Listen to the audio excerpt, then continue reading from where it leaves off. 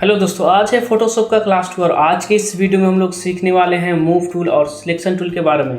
तो चलिए वीडियो को स्टार्ट करते हैं। हम लोग आज जो देखने वाले हैं आपका मूव टूल और ये आपका सिलेक्शन टूल। तो मूव टूल का सिंपल सा काम ये है कि आप किसी भी ऑब्जेक्ट को एक जगह से दूसरे जगह मूव कर सकते हैं, जैसा कि आप यहाँ पे देख सकते हैं ट्यूटोरियल में दिखाता है। अब हम लोग क्या करते हैं कि यहाँ से कंट्रोल ओ करके एक हम लोग यहाँ पे इमेज लेकर आ जाते हैं। जैसे मान कर चलती है वाला इमेज है, अब इस इमेज को मुझे यहाँ पे लाना है, तो हम लोग क्या करें यहाँ पे आ जाएंगे और उसके लिए हम लोग क्या करेंगे यहाँ से सिलेक्शन टूल पे आएंगे और सिलेक्शन टूल पे क्लिक करने के बाद आपको और इस पे हम लोग करते हैं क्लिक और इसको आप यहाँ से सिलेक्ट कर लेते हैं। इतना चाहिए इस पे, तो इसको सिलेक्ट करने के बाद हमको मूव टूल पे कर लेना है क्लिक और इसको यहाँ से हम लोग ड्रैग करके यहाँ पे लाकर रख सकते हैं। आई होप कि मूव टूल आपको समझ में आ गया होगा। अभी हम लोग आते हैं इस वाले सिलेक्शन टूल पे। इस पे हम लोग जैसे क्लिक करते हैं तो यहाँ से आपका यहाँ पे अलग अलग डिफरेंट ऑप्शन दिखाई देता है। जैसे कि आपका एक यहाँ पे है न्यू, तो जैसे हम लोग यहाँ पे सिलेक्ट करते हैं मतलब एक बॉक्स बनाते हैं और एक और बॉक्स अगर हम लोग बनाते हैं तो जो आपको पहले वाला था वो हट जाता है, क्योंकि यहाँ पे आपका न्यू सिलेक्शन पे है।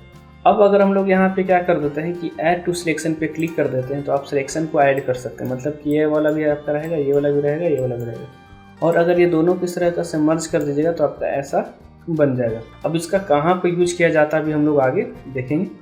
उसके बाद आपका एक यहाँ पे और भी ऑप्शन आ जाता है जिसका नाम है सब्सट्रैक्ट फ्रॉम सिलेक्शन। इस पर क्लिक करने के बाद आप किसी भी सिलेक्शन को माइनस कर सकते हैं। जैसे कि हमको ये वाला बॉक्स नहीं चाहिए तो यहाँ से हम लोग हटा देंगे तो ये आपको ऑटोमेटिक हट जाएगा। ये वाला नहीं चाहिए हट जाएगा। इसमें से हमको हाफ नहीं चाहिए तो आपका हाफ हट जाएगा और हाफ रहेगा। अब ये जो भी आपका सिलेक्शन है अगर इसको आपको हटाना है तो यहाँ से राइट क्लिक कीजिए और यहाँ से डिसलेक्ट कर दीजिए तो आपका हट जाता है। इसके बाद आपका एक और भी यहाँ पे ऑप्शन आ जाता है इंटरसेक्ट विद सिलेक्शन।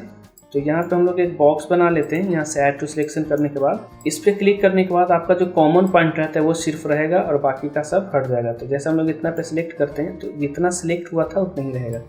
इसको हम लोग इतना रखें तो बाकी सब हट जाएगा और जितना सिलेक्ट हुआ था वो आपका रह जाता है। तो इसको हम लोग राइट क्लिक करके डिसलेक्ट करते हैं। यहाँ पे जितने भी ऑप्शन है इसके बारे में भी हम लोग पूरा डिटेल्स में बात करेंगे इस वीडियो में। तो यहाँ से हम लोग क्या करते हैं राइट क्लिक करके डिसलेक्ट करते हैं। अब इसके बाद यहाँ से आपका फीदर दिखाई देता है। फीदर क्या है, अभी आपका यहाँ पे 0 पिक्सल है। जैसे इसको हम लोग यहाँ से 50 दे देते हैं। उसके बाद अगर हम लोग यहाँ से सिलेक्ट करते हैं तो आप देखिएगा कि आपका यहाँ पे जो राउंड हो जाता है, तो ये राउंड करने का काम नहीं आता। इसका काम क्या आता है, इसको जानने से पहले हम लोग को क्या जानना पड़ेगा। यहाँ पे है आपका कलर, ये आपका है फोरग्राउंड कलर और ये आपका बैकग्राउंड कलर। आप इस पे एक बार क्लिक करने के बाद आप कोई सा भी कलर यहाँ से चूज कर सकते हैं और इस पे क्लिक करने के बाद यहाँ से भी आप कोई सा भी कलर चूज कर सकते हैं। आपको अगर कोई भी कलर अप्लाई करना है, अगर फोरग्राउंड कलर अप्लाई करना है तो अल्ट के साथ आपको डिलीट बटन प्रेस करना है और अगर बैकग्राउंड करना है तो कंट्रोल के साथ डिलीट बटन प्रेस करना है। अब मान कर चलते हैं कि यहाँ से हम लोग सिलेक्शन टूल को सिलेक्ट करते हैं और फीदर को हम लोग 0 करते हैं और उसके बाद क्या करते हैं कि इसको हम लोग ऐसे ड्रैग करते हैं। अब ड्रैग करने के बाद आप देख सकते हैं कि यहाँ पे जो भी सिलेक्शन हो गया। अब मुझे ये जो पिंक वाला कलर है इसको हम लोग को अप्लाई करना है तो अल्ट और डिलीट प्रेस करेंगे तो आप ये देख सकते हैं। अब हम लोग क्या करते हैं कि एक सिलेक्शन बनाते हैं जिसका फीदर हम लोग 20 के आसपास रखते हैं और यहाँ से उसको हम लोग सिलेक्ट करते हैं और उसके बाद अल्ट के साथ डिलीट प्रेस करते हैं। ये आपका फीदर में दोनों में फ़र्क हो जाता है। मतलब दोनों का जो एज है, दोनों का जो किनारा है, दोनों में बहुत फ़र्क हो जाता है। मतलब कि आपका जितना भी एजेस है उसको यहाँ से सॉफ्ट बना देता है। तो इसका काम ये होता है।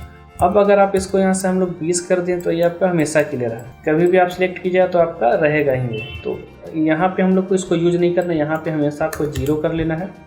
आप यहाँ पे ऐसे सिलेक्ट कीजिए, राइट क्लिक कीजिए और यहाँ से आपको फीदर का ऑप्शन मिल जाएगा और आप यहाँ चाहें तो जितना भी चाहें आप उसका ऑप्शन दे सकते हैं, नंबर यहाँ पे आप दे सकते हैं। तो ये सब ऑप्शन आपको आ गया होगा समझ में। अब इसको हम लोग यूज करके और भी कुछ बनाना चाहें तो हम लोग बना सकते हैं। जैसे ये मेरे पास एक फ़ोटो है। अब इसी की तरह सेम टू सेम आपका इस पर राइट क्लिक कीजिएगा तो यहाँ से आपका आ जाएगा इलेक्ट्रिकल मार्किंग टूल। ऑप्शन इसका जितना भी सब सेम है, बस इसका काम यह है कि आप इससे सर्कुलर ड्रा कर सकते हैं। अगर आपको पूरा सर्किल चाहिए तो शिफ्ट होल्ड करके आप इसको ड्रैग करके आप इसको पूरा। अब इसमें हम लोग क्या करते हैं कि यहाँ पे आ जाते हैं और इस वाले पे क्लिक करते हैं और यहाँ से इसको हम लोग ड्रैग करते हैं। इसमें हम लोग आपको एक और भी हम चीज़ दिखा देते हैं। जैसे हम लोग इस पर क्लिक करते हैं तो यहाँ से एक ऑप्शन आता है सिलेक्ट इनवर्स। इसका क्या काम है तो चलिए इसको हम लोग सीखते हैं। जैसे इसको हम लोग यहाँ पे क्लिक करते हैं और यहाँ से हम लोग इस पे इतना ड्रैग कर लेते हैं, या फिर चलिए इसको हम लोग इतना ड्रैग कर लेते हैं। अब ड्रैग करने के बाद क्या करते हैं, राइट क्लिक करते हैं और सिलेक्ट इनवर्स करते हैं।